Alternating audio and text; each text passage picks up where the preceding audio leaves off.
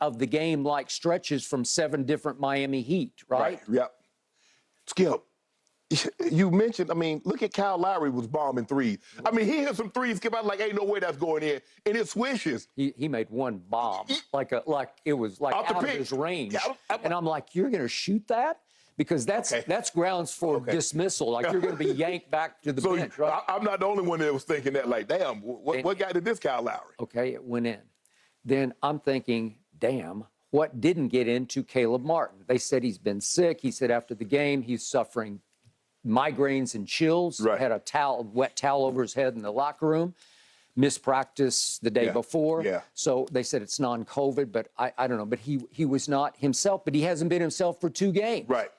He scored 3 points and 3 points in the 2 games. And he finally made a 3 late in the game that was fair. It was 3:39 left that actually put them up by their biggest margin, 12 points in the fourth quarter. Right. But Shannon, remember what he did? Remember that Caleb Martin, who averaged, what was it, 18 and 8 rebounds against Boston? Yeah. I'm talking about in games 3, 4, 5, 6, 7. The last 5 games, he carried this team into the NBA Finals. Yes. I don't know what's happened to him. Maybe it was just his illness last night, but help me out. What if he turns back into Eastern Conference Finals, Caleb Martin? You might be in trouble because they pulled off what they did last night with little to no Caleb Martin. Yeah, but Skip, I'm looking at Michael Porter, Skip. He's better than 5 points. Aaron Gordon didn't play bad, but he didn't get enough shots. 7 attempts is not enough. KCP, 4 attempts is not enough. He needs to be a little bit more aggressive and stop just standing on it, looking to pass the ball to Jamal Murray. He had a non-game last night, and he did the big ABC pregame interview. He may question himself. Maybe next time I don't do the big stand-up pregame. Right. It was just before, 5 minutes before tip-off. He did a big, lengthy interview with the guys. What did he say? It was great. I mean, it was just great talking about the game and how confident he is and how he never does get quite enough acclaim for what he contributes, and went on, but they were in control. And then that happened. So did the guy say, well, after the game, that's why you don't get no acclaim? You shot 1 for 4, 1 for 3, and you was a -14? Yes, he was on the ABC set after the game. It was not KCP. It was Kyle Lowry. Right. Okay, so the script got flipped. It did. Yeah, but that, Skip, I mean, you got Jimmy Butler hit some threes. Skip, I'm like, how you hit the threes that he hit? If he's wide open, he misses it by a mile. But when a guy's all up in him, got a hand in his face and turned it on his jersey, he pulls up in the corner and knocks it down. I'm just confused at, like, the difference in his 3-point shots. Normally, guys that are wide open, they're going to shoot at a higher clip than a guy that's shooting a contested 3. Yep. Jimmy Butler is just the opposite. Okay. So here, he rose up, he rose up. And their plan was, what did we talk about Friday? Eric Spoelstra likes to talk about going in the cave to try to figure out the next game. Right. Pat Riley is in the cave, and he is a mastermind and has been since the Showtime Lakers. Right.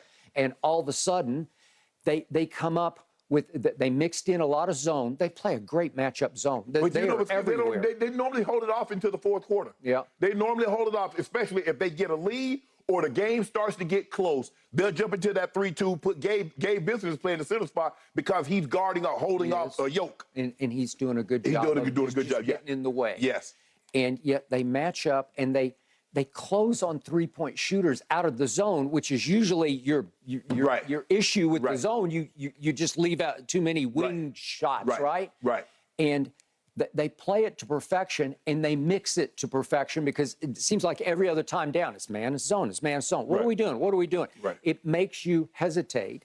And then Joker said after the game, they make us play, or they made us tonight, play at their pace. They like to play deliberate basketball. Correct. They like to set it up and pick you to pieces. Right. They don't want you to get out and run, especially at home. Right. They will pick their spots. That's why fast break points were all Denver. Miami will pick its spots. They'll run with you, but they have to do it off a turnover when it's just begging to be run. And we'll talk about that a little later, Skip, about the timeout call. But the Nuggets want to get it out. They don't really want to get it into a half-court set. Miami wants to play in a half-court set because they feel that they have that advantage of making you move side to side, and they're going to be able to get a good shot. The Nuggets want to get the ball out. Hey, That's why I'm saying a lot of times last night, Skip, you see who was leading the break. Nikola Jokic. He's not looking to pass it to a guard. He's like, I got this. And he's coming down, and a couple of times he took it all the way to by himself because, like I said, he sees his teammates are struggling scoring the basketball. He's like, nah, later for this. I'm time out. I'm done. Like, oh, I still trust my teammates. I don't. So usage rate, I know it's a second-level stat, but it means what's the percentage of the game that you had the ball in your hands while your team had the ball, obviously. Right. 42% was Joker last night. Mm-hmm. That's up there with LeBron in the 2015 finals when he had lost Kevin Love and then he lost Kyrie in overtime of game one. And remember, games 1, 2, and 3, he's up there around 45%. Right. But for Joker to have it 42%, Shannon, it's a ton of ball in hands. Yes. He's playing everything. He is being the point guard, the facilitator, and by far the primary scorer last night. And it's a lot to ask of one man. Right. Jamal was just a ghost until later in the fourth quarter because he did next to nothing through the first 3 quarters. And then all of a sudden, he got hot. Right. And that's why I think Michael Malone said, okay, last shot, I'm going to let Jamal just take it because that's pretty much who he is and what he does with his team. Yeah, he's of the guys, he's the guy that's best equipped to go one-on-one and get a shot that he likes. I'm not trusting. I'm not really trusting. Are you going to trust Michael Porter Jr. when he's struggling in that situation, Skip, for the entirety of the game? You're probably not. You're not going to trust Aaron Gordon. You're not going to put it in a situation. So basically, it's come down to Yoke and Jamal Murray. And they're like, I'm not necessarily sure, Skip. I would have used Yoke to set the screen. I might have got the screen from somebody else because I don't want Jimmy Butler defending that play at the end. Okay, because it was a good switch for Miami. Yes, I thought it was a great switch. Yes. Because if it's Gabe Vincent on Jamal, right? Yes. Jamal's got to be at least 3 inches taller than him. 2 inches, right? 2 inches taller at the bare minimum. Okay. So that's the only thing, Skip. I don't know if I'd have called for the screen, for the pick with Yoke, because I don't want Jimmy Butler. Jimmy Butler is probably their best on-ball defender. He is. I don't want that. Agreed. Give me anybody else other than Jimmy. All right, so sum it up. How concerned is Shannon Sharpe about Joker and company? Well, I'm not overly concerned, Skip, because if you're going to tell me now Michael Porter Jr. is going to play like this the rest of the series, then they're in a heap of trouble. Because, I mean, Skip, he averaged 17 points a game in the regular season. He gave you 5. He gave you 5 points. 7 shots is not enough for Aaron Gordon. I mean, 7 shots. Yeah, 7 shots is not enough. KCP got to give us more than 6 points with 36 minutes of playtime. But I'm not concerned. I'm gonna roll with the Nuggets. Still take the Nuggets in 6. 6? Yeah. And I still got the Heat in 6. So something's about to have to give, right? Wednesday's gonna tell us a lot. Game 3. Wednesday's gonna tell us. It's normally Game 5 in a tied series tells you a lot. And the Game 3 in a 1-1 series is about to tell us even more. You be in a heap of trouble, they win this thing. I think I'm going to be just fine. I think I'm going to get me some dew on. We will find out on Wednesday, guys. We'll see what that home crowd does for the Heat as well. They ain't got no home crowd.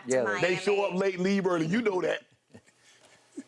We'll see. Maybe they'll be energized by this latest win. All right, guys, when we come back, let's get some predictions. Which team's going to win Game 3 and take control of this series? Plus, what does the Joker's big scoring effort and the loss mean for the Nuggets? That's all coming up next. And don't forget, you can check us out every day on the Fox Sports Channel on SiriusXM.